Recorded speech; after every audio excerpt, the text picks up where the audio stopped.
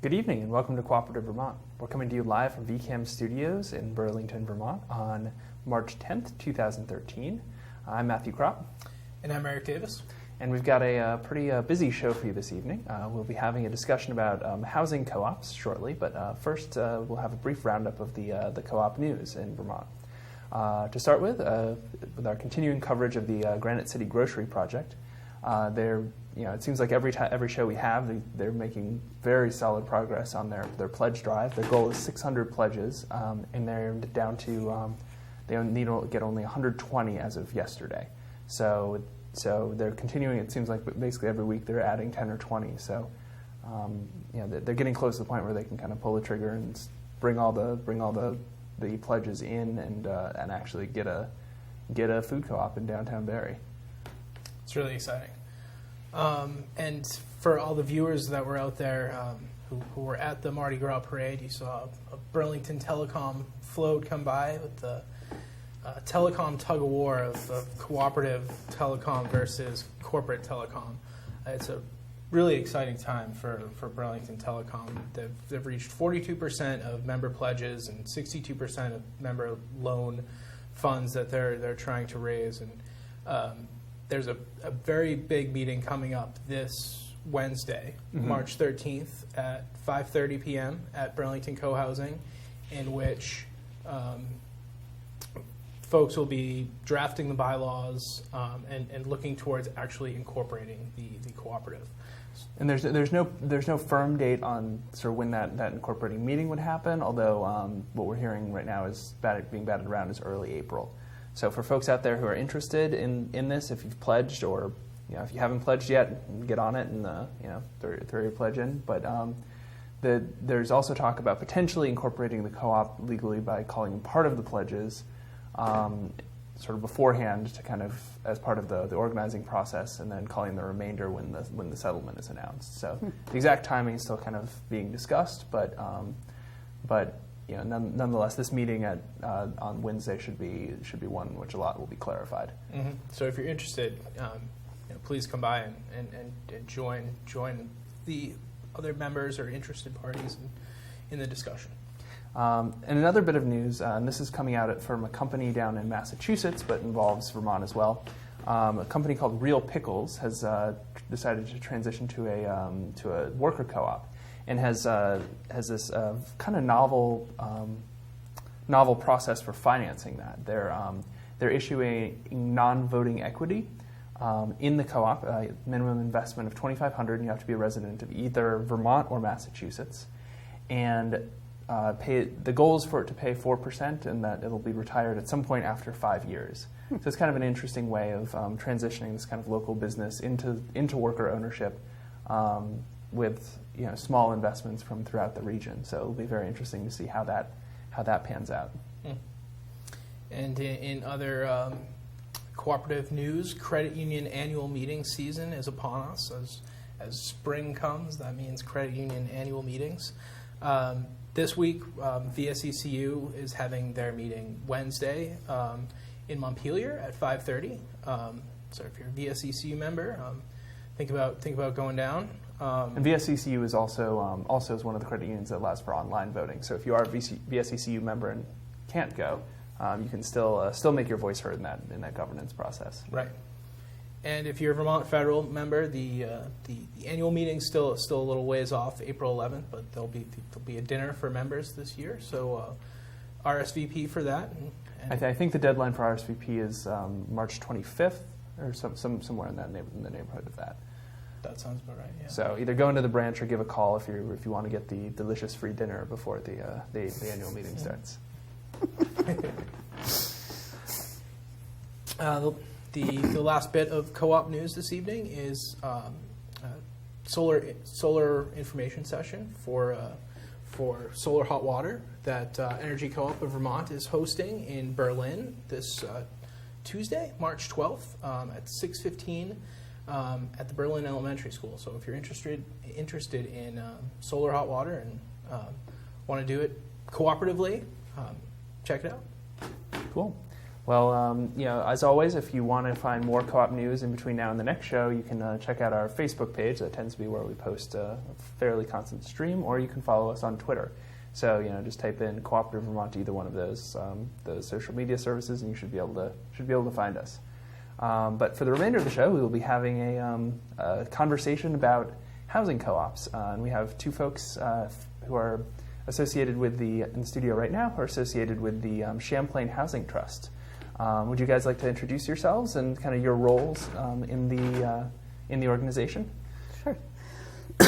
I'm Julia Curry, and I am the advisor to 5 housing cooperatives that Champlain Housing Trust, CHT, supports. And I'm Joanne Bottger. I'm a member resident at Flynn Avenue Cooperative Homes, and I also serve as the board secretary right now. Thank you for joining us. So, do you guys want to start by maybe giving us a little overview of the housing co-op model, kind of where it comes from historically, and kind of what the housing co-ops are, sort of how they're structured in Burlington? Sure. So, like any co-op, a housing co-op is a business that the members own. So, members in housing cooperatives have to be approved for membership. Once they're approved, they have to meet certain criteria. Once they're approved for membership, they buy a share in the business, and that's what gives them the right to live at that property. So members in a co-op don't own any real estate directly. Housing co-op, there are lots of housing co-ops around the country. I don't know I wouldn't say I know the full history. I know that there was a big wave of them in the early 20th century. A lot of them were built by unions or associated with unions, using union funding to provide affordable housing for workers. That was one kind of phase, I guess, of housing co-op development. A lot of those co-ops have become market rate and, in fact, extremely expensive real estate in New York City, or some, not necessarily all the ones that were built by unions, but some of the co-ops that were built over time there. So when we talk about housing co-ops in general, they can be very expensive places to live, they can be affordable places to live, they can be hundreds of apartments or even thousands in Co-op City in the Bronx, or in the case of the co-ops that we work with, they're quite small. So the Flynn, where Joanne lives, is the largest co-op that CHT works with, and that's 28 apartments. And our smallest is 3, which is on Decatur Street, the House of Hildegard. And so Champlain Housing Trust you have kind of this limited equity model where the idea is to kind of have it be a form of affordable housing. Kind of what are the specifics of that? So it's actually, there's really only one co-op that's still limited equity, meaning that is the House of Hildegard is limited equity, and the rest of them really at this point are, there's a term limited equity, there's zero equity. I don't know the technical definitions, I think, but the function of our co-ops that we work with is really to provide affordable places to live. It's not to build wealth, and that's the key issue. And when you're talking about, market equity or limited equity or zero equity, so all of these co-ops were developed using funding that is dedicated to affordable housing. So they weren't just built with mortgages from banks or commercial loans from banks. With that funding came certain restrictions. So most of the members in the co-ops have to fall within a certain income range. That's one of the requirements for moving in. If you happen to strike it rich while you're living there, generally you can stay there, although you may have to pay more depending on the co-op. And some of the co-ops also, there are other regulations that came with the particular types of financing that was used to build them. So at 3 of the co-ops, for instance, you can't be an adult full-time student while living there, except in very limited cases. So that's an example of a restriction. And in those co-ops also, you can't sublet your apartment, for instance. So they are, really kind of a subset of housing co-ops in general. Champlain Housing Trust exists to create affordable housing. That's our mission. So these are part of that broader portfolio, kind of increasing the options that people have when they come to us for affordable housing. So so in terms of the housing trust, then the housing trust essentially kind of like offers support, or like what's the relationship between the housing trust and co-op as sort of a democratic organization? We sort of have the Be interesting to hear that. Yeah. So we're a self-governing organization. All of our board members or board directors are member residents of the cooperative. So we basically make all the decisions, what our monthly carrying charges, which is sort of like rent, is going to be, what the rules are going to be, and various other decisions. Our relationship with CHT is obviously they helped us come to be was one thing. Julia is the co-op coordinator, so she helps us with a lot of training needs, helps us get through our board meetings in a very civil and productive manner, and various other functions, I guess, is you do a lot of... It's sort of problem solving, I would say. Solving. Is probably the rubric. Just help if issues come up that people haven't sorted through before. I can provide advice. Sometimes help identify experts who, may be needed. You do the orientation and the marketing. Mm-hmm. So, sort of helping us to bring new members in as well. And then we also employ CHT as a property manager. So they do things like collect the monthly carrying charges. They can keep records of what's happening with each of our members, because there's things that we try to weigh things in terms of confidentiality, in terms of, if there's a member who's falling behind on their carrying charges, as a board, we don't necessarily need to know who that is. So we prefer to have CHT kind of take care of that kind of function for us. Yep. We also, it's a slightly complex relationship between the co-ops and CHT.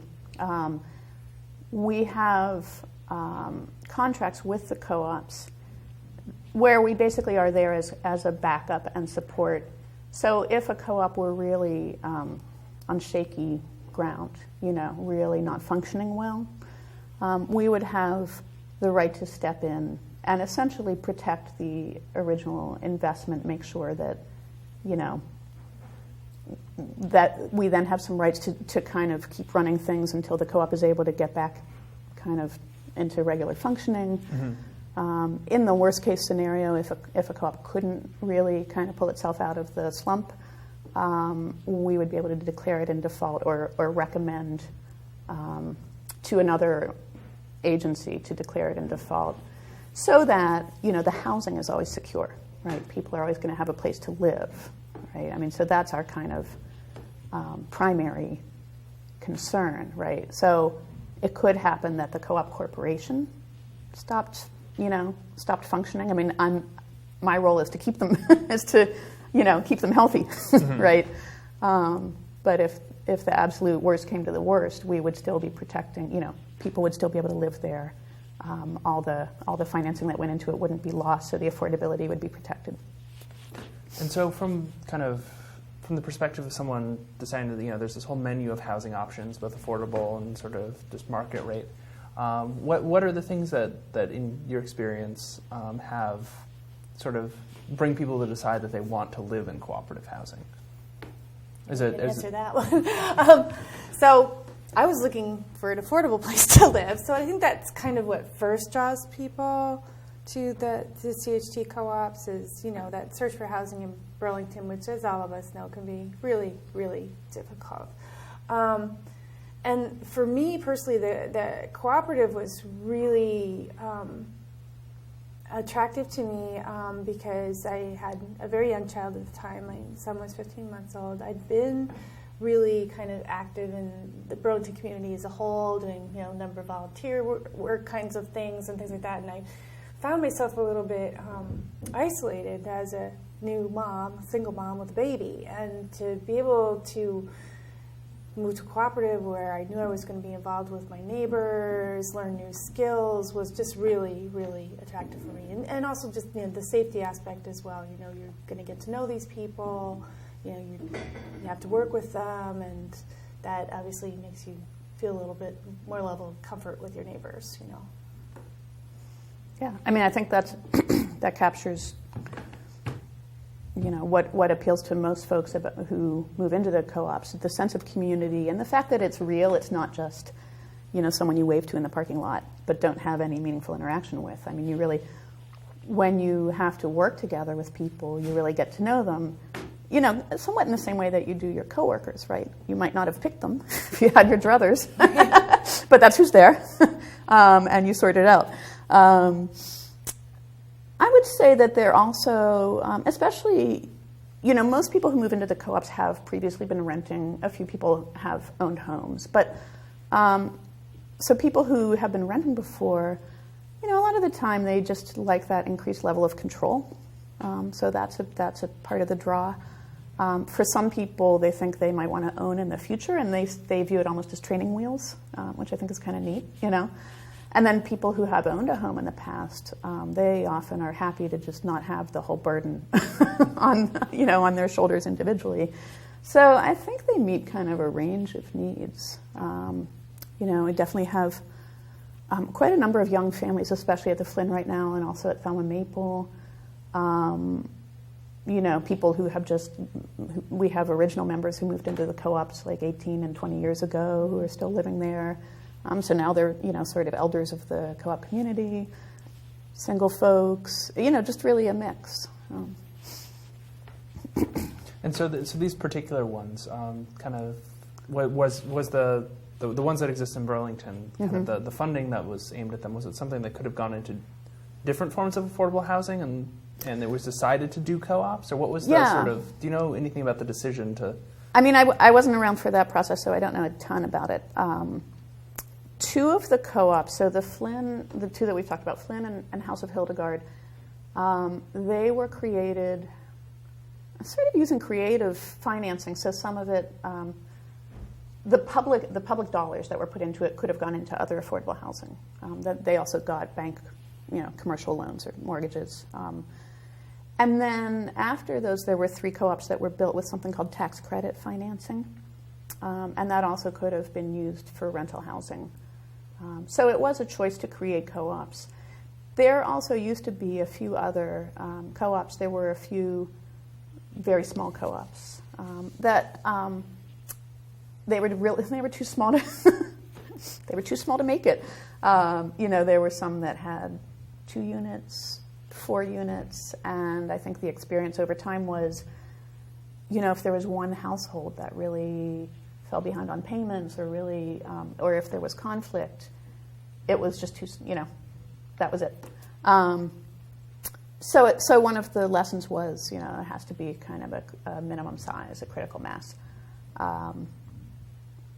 Where was I going with that? Just that there were a few others, you know, that were created. So I think that there was you know, the period when all of these were created, it was probably 5 or 6 years altogether. Then they started, you know, kind of seeing how they worked, right? And it took some time to really see which ones would thrive and which ones, you know, that was the wrong kind of formula. So that was a period when you know, they really didn't create any more. It's something that I think, you know, we would consider now if the circumstances were right, you know, opening a new co-op. I mean, there's certainly interest. People come to orientations and they say, are you opening any more? So the interest is there. And in terms of kind of the first person, you know, lived experience of being in a co-op, kind of like, as opposed to, say, living in an apartment complex, what is the difference there? So again, you don't have, we're our own landlord, I guess. So the big differences is that, you know, there's, I think for newcomers it can be kind of shocking at first in that, you know, there isn't, you know, you don't own your unit, but you still have to take on some responsibility in terms of, you know, maintaining things and, you know, for the benefit of yourself as well as for all. So, you know, like I said, as a board, you know, we decide what the carrying charges are. So we're basically setting the rents that people are going to pay every month. And we work really hard to make sure that those stay as low as possible and equitable, which is something that, a landlord's not really motivated to keep the rents as low as possible. Quite the opposite. Like I said, in terms of, we have at Flynn, we actually, I know some of the other co-ops use CHT to do their maintenance or other types of property managers. We actually have a maintenance committee, so there's sort of a balance there between, can I fix this myself? When I call the maintenance committee, I am calling my neighbors, and just, that you're not just like calling a landlord and asking them to do everything because it's your landlord. This is a different type of relationship where, it has to be sort of some mutual respect and just, understanding what your skills are versus somebody else's skills, and a lot more give and take between neighbors than you would find in an apartment complex. And also, all of our members do go through an interview process to be selected for membership. It's very fair, and I don't want to scare anybody off from it, but, if it's somebody that doesn't like working with people, chances are they're not going to be accepted as a member at the co-op. While it's obviously in a rental, you don't have any of that sort of control or knowing how your landlord is selecting tenants. Yeah, I think that it's, there is a higher level of responsibility than there is with renting. That's the flip side of having the control, having the autonomy. That's one of the things that that the orientation serves to express to people is, for some people that's very appealing. For others, it may not be what they want in their lives, but it's definitely a difference from renting. And I know in terms of the somewhat related model, the co-housing model, that there's a few in this area. That there are, that in terms of you have both kind of individualized space, but there is also kind of like collective space. Is that something in the Champlain Housing Trust co-ops that exists, like common rooms or community tools and things like that? What does that kind of individual versus kind of group balance look like? So we have a community room, which is, I think if we had to fit everybody in there, we could. It would be a little bit tight. Usually for our annual meeting, we use some space at the Howard Center that's down the street, but it's big enough to hold our board meetings with 9 directors. People have birthday parties in there. We'll have potluck gatherings, all sorts of stuff. And then our buildings are sort of in a U, so there's actually a centralized space we call the courtyard where all the kids play, and we'll also have barbecue parties and things like that in the summer as well. So there's some shared space, and we share the laundry room, I guess, and a garden shed, so there's a lawnmower, and but if you just need a shovel because you want to do something in your own little space, you can use a shovel. But your unit itself is your own. We don't share cooking facilities. People always ask me that because I think a lot of people get confused thinking it's a commune. And then I started all the jokes about the naked potlucks and things like that. We don't do that. You have your own place that looks just like an apartment, but we do have some shared spaces as well. It does vary a bit from co-op to one of the co-ops, though, in Maple, they don't have a community room, and I think that feels like a lack. It definitely would be a benefit for the co-op to have one, and in fact they were saving money at one point to try and build one, but couldn't figure out where to put it on the lot. It's kind of it would be a nice thing to figure that out. Penthouse on the top. Treehouse. The co-ops don't have, I'm somewhat familiar with Burlington Co-housing, and I know that they have a regular scheduled shared meals, in the common area that people can attend. It's not, demanded or anything. The co-ops don't have regular structured get-togethers like that. They do things more informally, I guess I would say. They all have annual meetings. Almost all of them have like a spring cleanup, a fall cleanup, and they tend to have some type of social event alongside of that. And then depending on the co-op and the folks there's kind of an ebb and flow of other things that they'll do. Maybe have a yard sale day. There's the Rose Street Artist Co-op, which has a gallery space in the center. So it does have a common interior space. They do things that are open to the public, like monthly coffee houses, but then also just things for the members, like a movie night, so that's pretty fun. So it just kind of varies by, who's there and what they're interested in doing together. You mentioned keeping the carrying costs low. How the co-op model, the motivations of members differs from the motivations of a landlord.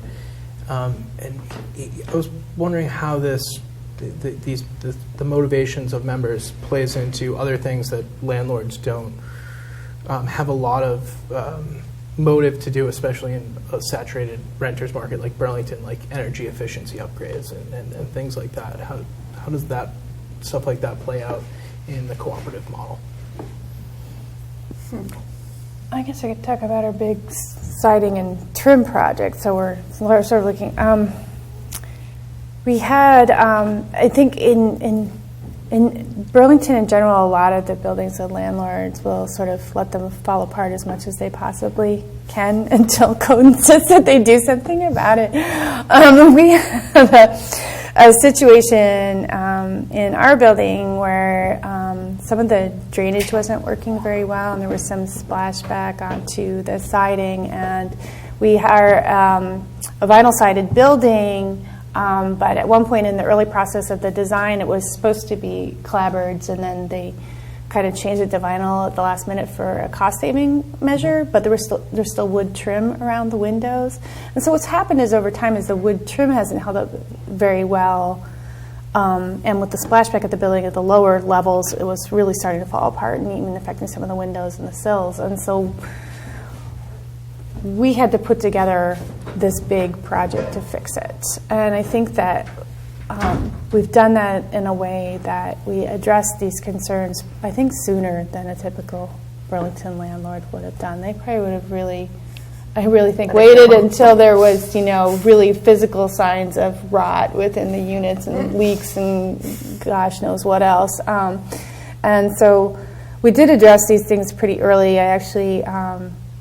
Thankfully, that the architect who designed the building, Michael Wisniewski, has come and he helped us the first time, and he's helping us again. We're on phase 2 of the project. We did more of the immediate concerns the first time, which was really with the drainage and the splashback, and now we're just looking at replacing the trim on the rest of the building so that we can, to have to paint trim 3 stories up is almost as expensive as painting a whole building. So we want to not have the wood there at all anymore, since again it's just falling apart and worth getting rid of. But I think that we kind of got on top of it sooner than a landlord would have, and it was good to do that. We found that when we tore open some of those walls, one of the little interior corners, the moisture really had come up into the wall to the point where it was potentially damaging the structure, and to get on top of that sooner, I think, is really a big credit to the co-op. I mean, this is a big, expensive project, something very difficult to do. Carrying charges actually had to go up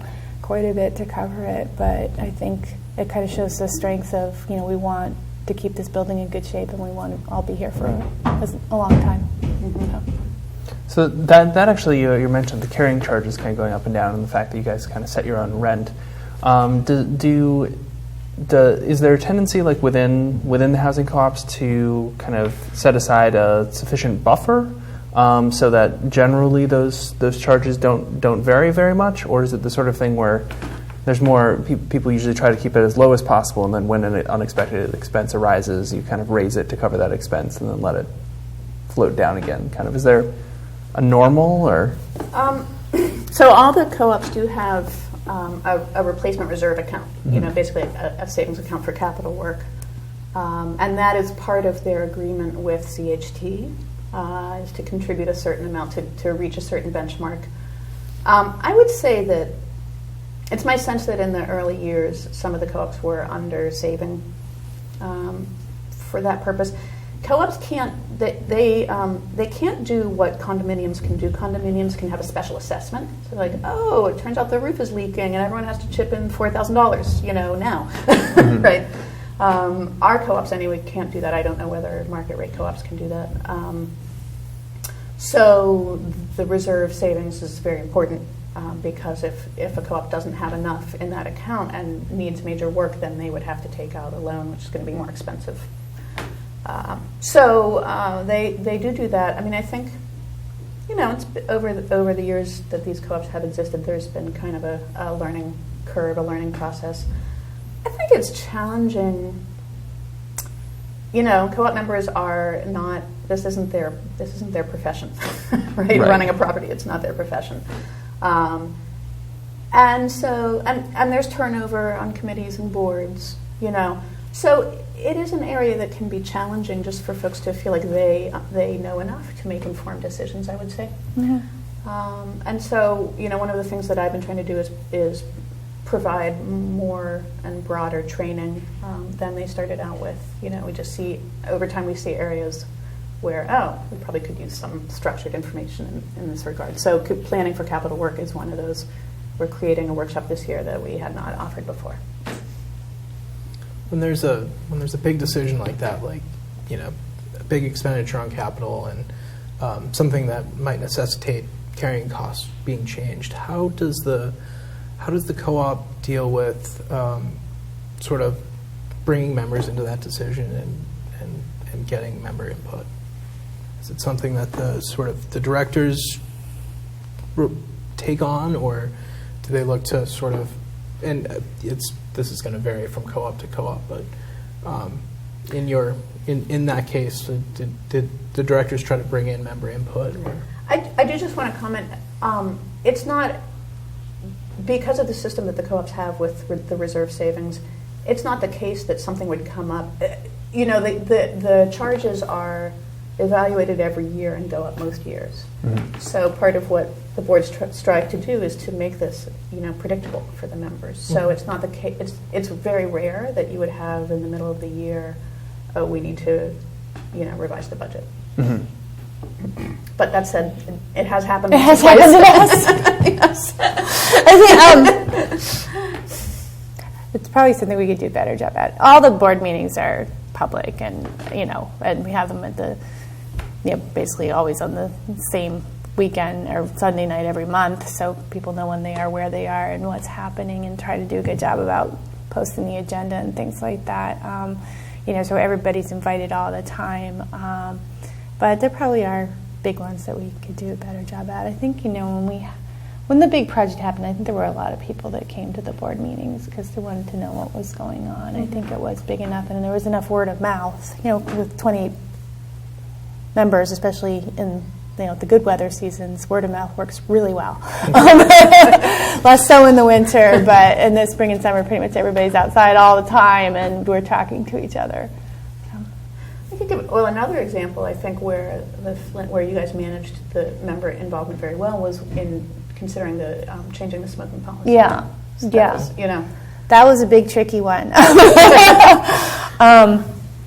So that was a little bit over a year ago. We started working on that about a year and a half ago. And I can't remember where it came from. It came from membership members. Yeah. So what's happening is that because we're multifamily housing, is if people smoke, the smoke would waft into other units, and people had children and health concerns. I mean, it all seems really obvious now. And then you think, what can we do about it? We can't do anything about that. Well, for me, it was really a big personal journey in this stuff, too, and just started to do some research on this, and yes, we can. We can change the rules. That, smokers are not a protected class. We're not trying to tell people that they have to leave. We're just telling them that you can't smoke in your units anymore. So we went through, that was kind of the proposal, was to change the policy so that people wouldn't be allowed to smoke in their units anymore. And then we sort of worked through some other issues. Well, how close to the building do we want, can they smoke on their decks? Can they, and we ended up just where it is right now is there's a small area in the back of the parking lot that people can use. But, we had several board meetings where we discussed it. We actually hired an outside facilitator and had a meeting really just with the households who were smokers to get their feedback, and see what they had to say. And a survey, right? Yeah, and we did a survey of all the members to see what people's feelings were, so that we really, felt comfortable going forward with it. And it's been difficult. We, we passed the policy and we gave, I think it was almost 4 months before we said it was going to be implemented. So, because we require 3 months notice to move out. So we wanted people, if they felt that they wouldn't be able to live that way, to have the time to move out without there being any financial consequences. And we've had some violations. We've been dealing with that, but overall, I think it's been sort of one of the great successes at Flynn, I think, in really making significant change and really helping people's health. And it's something that is going on all over the country. HUD is really behind smoke-free housing. Did you read the one San Rafael, California? Made it illegal in all multifamily housing. Wow. You can, in the entire community, you can't smoke in multifamily housing because of the health effects. I mean, there's just no, people are like, oh, can't you seal off my unit? Actually, you can't. So, you cannot. So, I think it's been a really positive thing for Flynn. And I thought it was a really great. I thought that the board was very deliberate and really took a lot of steps to say to members, hey, we're thinking about this major change. What do you think? I think almost every household in the co-op answered the survey. It was something like 25 out of 28. And people were overwhelmingly in support of changing the policy, and that's what the board needed to know, right? So I mean, that sort of is a nice segue into the kind of a big question that I have just in general, and this is something I find interesting to hear about a lot of different types of co-ops is, really the functioning of democracy within it. So, in this case, it sounded like you kind of worked towards kind of finding something that worked for everyone or most everyone and kind of building towards a consensus. But it seems like, in some co-ops that are very large, like particularly credit unions, where you have tens of thousands of members, the sort of democratic process can easily become something that's just kind of pro forma. They have to have an annual meeting because the law says you have to have an annual meeting, but democracy isn't really present. What does democracy sort of? What are the characteristics that you think are kind of unique to the democracy of a housing co-op versus maybe other types? It seems like just you have so much invested because it's not just where you keep your money, although that's important, or where you buy your food, although that's important, but it's where you lay your head at night, where you build your life, your home base. So it seems like that level of kind of you want to make sure you have a say in what that's the nature of that space. So what do you feel is the kind of the key things to understand about kind of how democracy works in a housing co-op?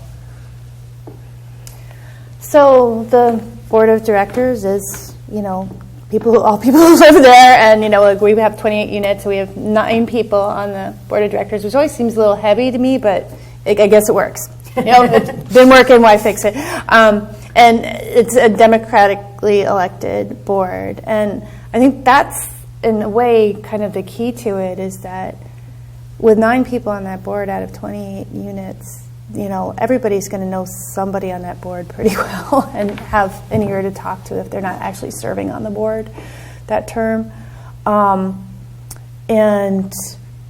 The board actually, in terms of making decisions, we try to have consensus for every decision that we make. This is hard, and I love it. It's really, really hard. It really...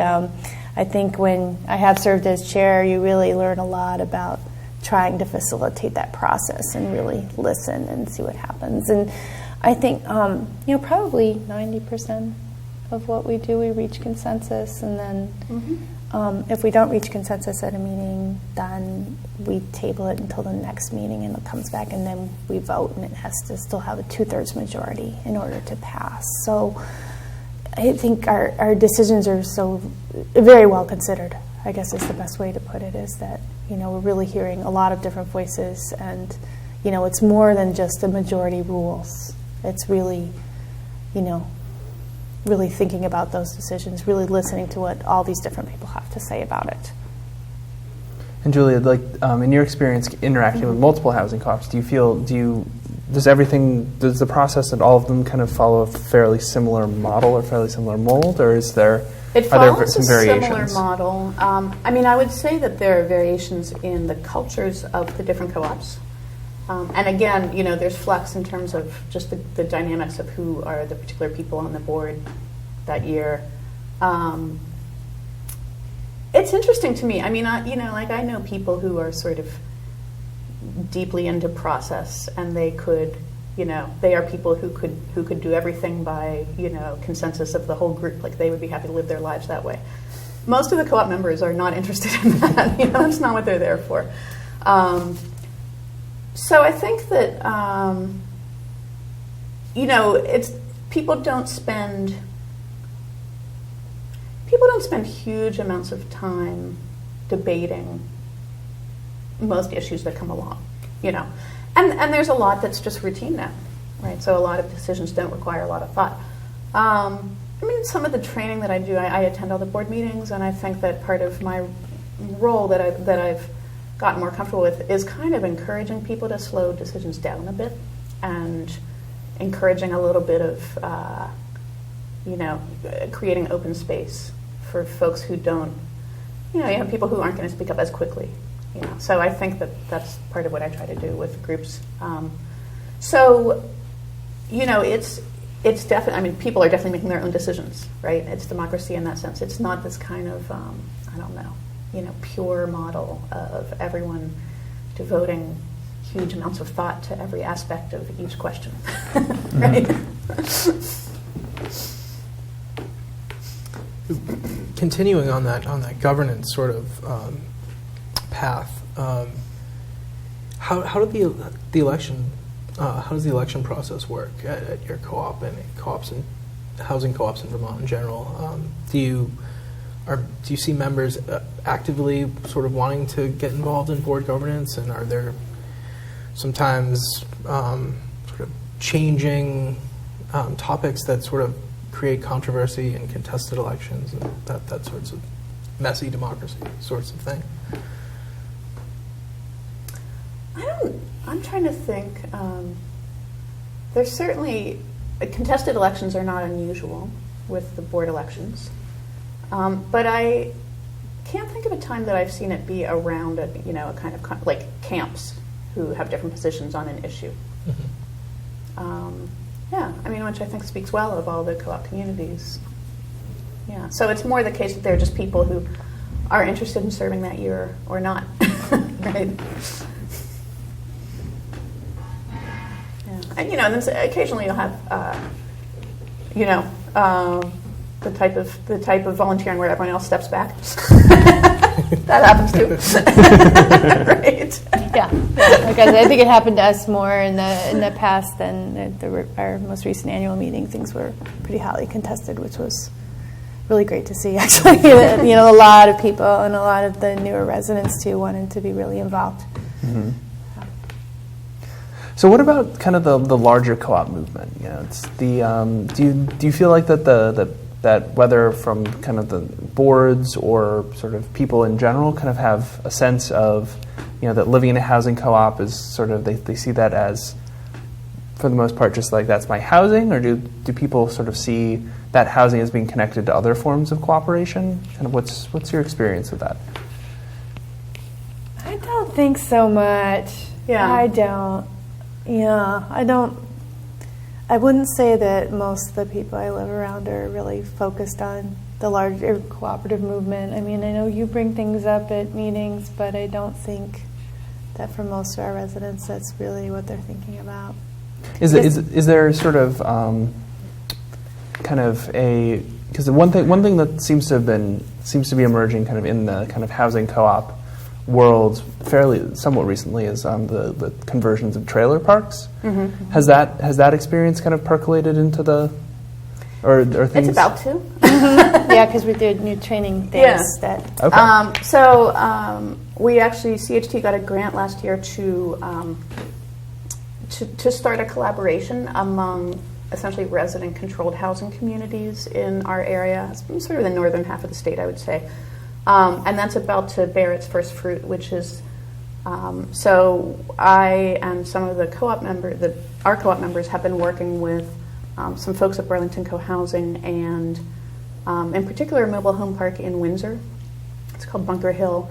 and staff at the Mobile Home Project of CDOEO to identify, training areas where we thought we could collaborate. And so we're going to be presenting our first training on April 13th, actually Saturday, April 13th, for residents of these housing communities.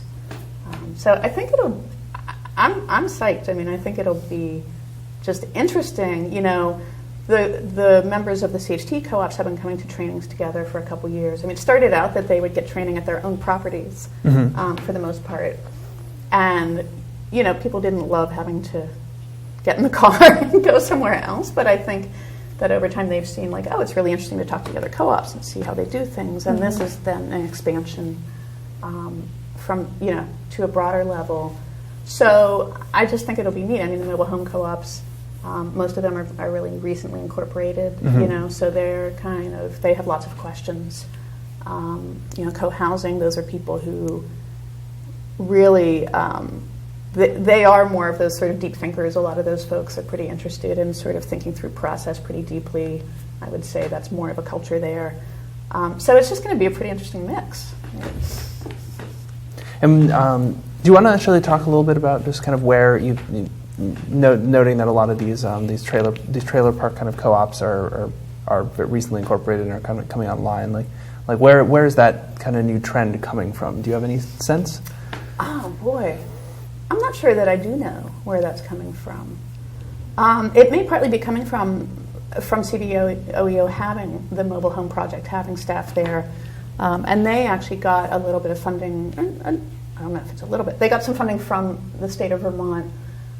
To provide more support and education to mobile home co-ops, I believe. I think it was dedicated for that purpose. So it may be that Vermont, I think, in that area, as in others, is kind of in the vanguard in protecting mobile home communities. Right? We have the law that if a mobile home park is privately owned and the owner wants to sell it and has an offer, then the residents have X number of days to say that they want to match that offer, right? So, and lots of states don't have that. It's just sorry, sorry, bye. So the mobile home project, is available at that point to residents, and one of the options that they explain is the option of becoming a co-op, which, of course, I think holds great appeal to people who just face the prospect of their land under them being sold, to say, hey, you could, control this. In perpetuity, right? So it's an interesting trend. I mean, I'm happy to see it. And in terms of, I guess one other kind of bigger picture question would be sort of in terms of the overall kind of ecology of housing in Burlington or in Vermont. Do you think that housing co-ops are sort of about are sort of fulfilling their kind of potential? Do you think that they have the potential to sort of provide a much larger amount of housing? What are your thoughts on what kind of the way forward for housing cooperation in our state, kind of thinking in 10, 20 years? I definitely feel that there's potential for more of them. I don't know how well the model would work statewide. I mean, I think that all of our co-ops are in Metro Burlington. 4 in Burlington, 1 is in South Burlington. I think that it's probably to have multifamily housing that's a cooperative would probably feel pretty foreign in a lot of small towns in Vermont. So it's not something that I would necessarily push in that direction, right? But I definitely think there's demand for more in our area and probably in other, larger towns and cities in the state. It's, for CHT, I mean, having it staffed is crucial. Having the continuity of someone in my position, is really crucial because of the fluidity and the way that the dynamics can change and the knowledge among members can change. So it's something that I, would recommend, that I think works well as a piece of the model. Obviously, people can, if you're talking about building a market rate co-op, you could potentially do it. I'm not sure that there's enough demand that people would buy a share in a market rate co-op versus buying a condo. So that would be the question mark there. And do you see any kind of things that are either that are for that expansion for there to be more co-ops? Do you see any things that are particular barriers to that? Well, I think for CHT to create more, we're probably sort of at staffing capacity now for the we might be able to add one more with our current staff, but beyond that we would have to expand staffing, which, hey, if there's demand for more co-ops, then that seems like an okay thing to do, right? And I think it's my sense that, when you open a co-op, that's a really staff-intensive period where you really want to work with those original members to get everything running smoothly. So you wouldn't want to open, 4 at the same time, right? So it's just the pace of scaling up would be, I think, the thing you'd want to look at. Looking to the future, you mentioned in the past there was this sort of time period, this a boon of cooperative housing. When was that? Yeah, so that was an interesting period. So it was about 17 to 20 years ago, roughly. So at that time there was the Burlington Community Land Trust, and there was another organization called Champlain Housing Development. So and they subsequently merged. That is what's now Champlain Housing Trust. And a lot of the focus at that point was on the Old North End, parts of which were much more run down than what we see today. Really pretty derelict in spots. So the focus was really how to revitalize that neighborhood in particular without gentrifying, right? So without displacing the people living there. And housing advocates were looking at what models were available, and they identified co-ops. Like at that time, they were seeing a lot of co-ops in Germany, housing co-ops in Germany that seemed to offer kind of a parallel scale model. So there was a separate organization that was started called Champlain Valley Mutual Housing Federation, whose sole function was to recruit co-op members and train and orient and provide the support that I do now. Interesting. Yeah, so that was its own organization, but it really proved to not be financially sustainable as a separate organization. So the function eventually was folded into BCLT then. So that's when my position was created at BCLT. Yeah. So, I think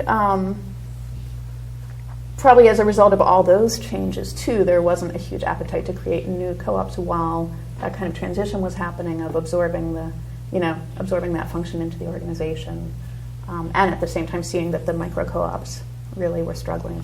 Mm-hmm.